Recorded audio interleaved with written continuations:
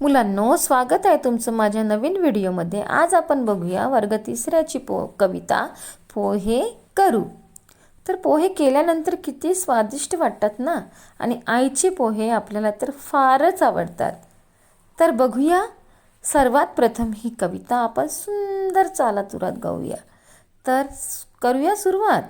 पोहे करू भर भर भर, पोहे करू भर भर भर, कांदा चिरू चर चर चर, कांदा चिरू चर चर चर, तेल तापवू तड तड तड, तेल तापवू तड तड तड, पोहे परतवू फर फर फर, पोहे परतवू फर फर फर, वाढून घेऊ पट पट पट, वाढून घेऊ पट पट पट, लिंबू पिळू चट चट चट, लिंबू पिळू चट चट चट, खाऊ चला झट झट झट, खाऊ चला झट झट झट।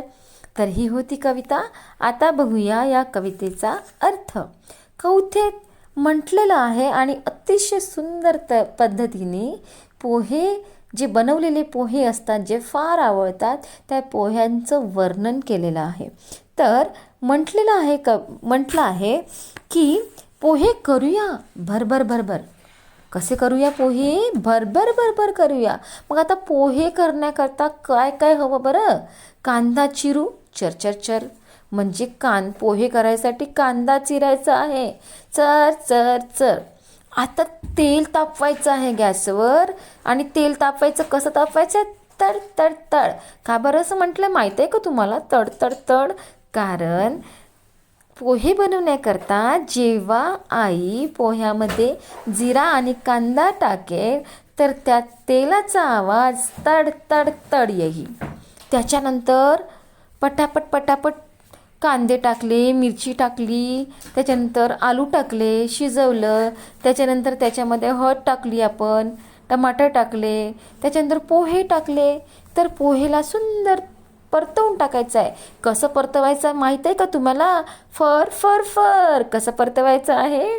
फर फर फर। आता पोहे तर एकदम छान तयार झालेले आहेत। पोह्यांचा वास असा खमंग असा वास यायला लागला आहे। तर आता पोहे वाळून घेऊया पट पट पट, आणि पोहे खायच्या अगोदर तर लिंबू पिळूया चट चट चट। तर चला, तर आता सगळ्यांच्या प्लेटा तयार आहेत ना, मग खाऊया चला पोहे झट झट झट। तर मज्जा आली ना? मला तर असं वाटलं की या कवितेत मी पोहेच खाल्ले की काय। मला वाटतं तुम्हालाही वाटलं असेल की आपण सर्वांनी मिळून पोहे खाल्ले। तर हे होते या कवितेचा अर्थ। पुन्हा भेटूया माझ्या नवीन व्हिडिओमध्ये। थँक्यू।